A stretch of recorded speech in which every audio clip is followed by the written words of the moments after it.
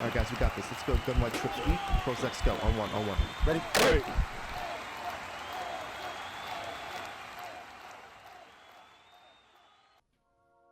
What's up, guys? It's Pick'em with HuddleGG, and in today's video we're going to be talking about a quick tip on how we can block the nickel 3-3 loop blitz.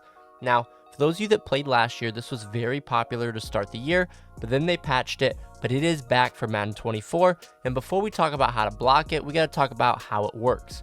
Okay, so again, the formation is nickel 3-3, and there's a couple plays you can use. We're just going to come out on linebacker blitz 0. Okay, now when we come out in linebacker blitz 0, you're going to see that we have all three linebackers blitzing. Okay, now when they are blitzing all three linebackers, they don't have to do that to get the blitz to work. So what you're going to see is a lot of times they'll spread their line, crash down, and contain, and then bring this outside linebacker to this area here. Okay, he's now going to be on the contain angle, which is what they want.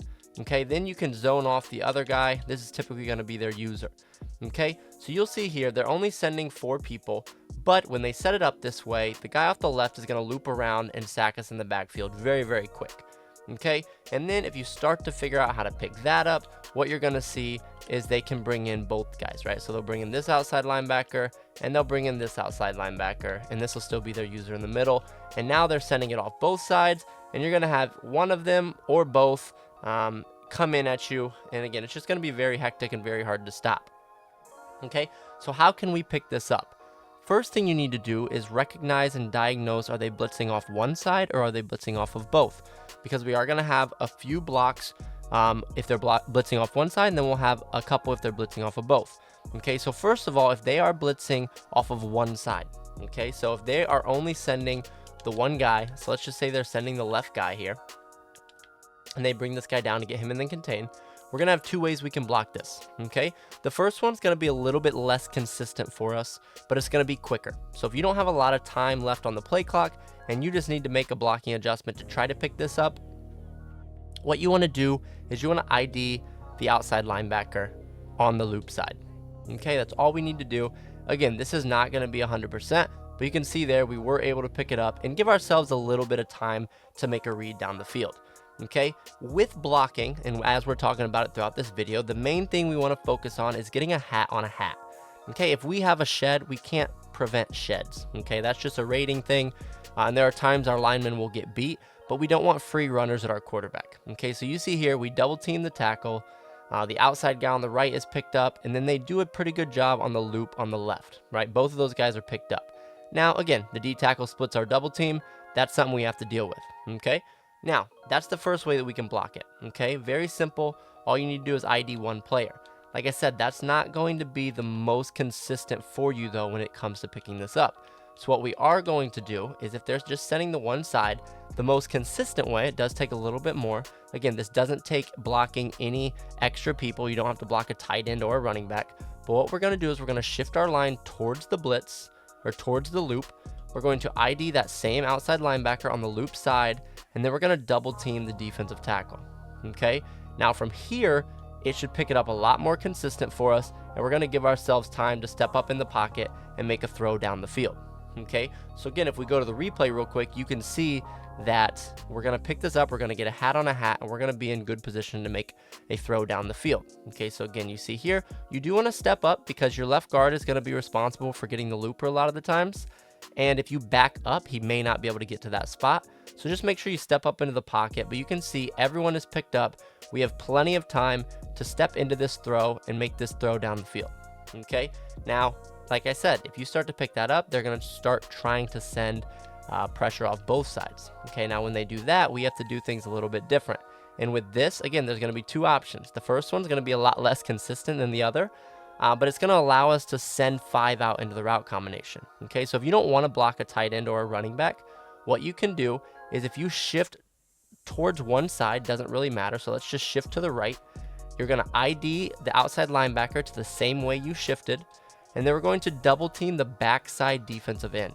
Okay, like I said, this is not the most consistent for us. Okay, but it is going to give us a chance without blocking 6 to be able to pick this up. Okay, so you see here, this is what you're going to have to worry about. Okay, now I would say this is about 50-50, but there will be times where this guy acts like he's going out on his contain, the guy on the left, and then he's going to just turn and have a straight shot right at the quarterback. Okay, this isn't going to happen every time. There will be times where he slows down and goes to the outside. So let's run this a couple times just to show you that animation as well. So again, if they are out here, again, and they are sending both, what we want to do is we want to shift one way. So we'll shift right, ID right, and then double team the D in back on the left side. And now if we call hike, what you'll see there is what the other animation will look like, okay? And it will give us time to make a throw down the field. Like I said, this isn't 100% consistent for us, so it is going to be kind of a dice roll, right? Is that guy going to shoot through or is he not? But what you'll see on this one is this guy on the left kind of slows down, and now he takes this outside instead of shooting up the middle, and now you're going to have plenty of time, okay? If he takes this second outside contain angle here, you have plenty of time to make this throw. Just step up into the pocket and make the read you need to. Okay, you see here we have a hat on a hat everywhere, 5-on-5, and we're good to go. Okay, there is a way that we can block a running back though and get this a little bit more consistent for us on the offensive side and just give us a little more confidence in the pocket. Okay, so again, if they are sending both sides here, we want to set this up. This will be their user. If we're blocking the running back, what we want to do is we want to shift away from the running back. We want to ID the linebacker to the way we shifted, and we're going to double team the defensive tackle. Okay, that's what we're going to do. Again, if you want it to be a little more consistent for you and get that running back involved in the blocking scheme. Okay, so now when we call hike, you can see that we have this all picked up, and we have plenty of time once again to make that read down the field. Hopefully our quarterback can be a little bit more accurate to complete that pass. But if you see here in the replay, we're able to pick this blitz up perfectly when they're sending both sides. Again, this is with the running back in blocking. Okay, but you see here we have it set up really well where the two left linemen, the tackle and the guard, do a good job of picking up the left loop. And then on the right side, we get our right guard out of there by telling him to double team the D tackle, which now leaves our running back with a really clear vision on who he needs to block.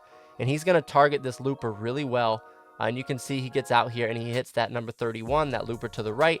And again, as long as we don't get a shed, we can step up in the pocket and we can make a read down the field. Like I said, hopefully our quarterback is going to be a little bit more accurate with that ball. But like I said, the point of this video is really to show you that we can pick this up. And you can see here with this setup, we're going to get really, really consistent and really, really effective blocking to pick up this loop. So again, as long as you know if they're blitzing 1 or 2, you're going to be able to really effectively pick this up and give yourself more time and comfortability to step up into the pocket and make the throws downfield that you need to.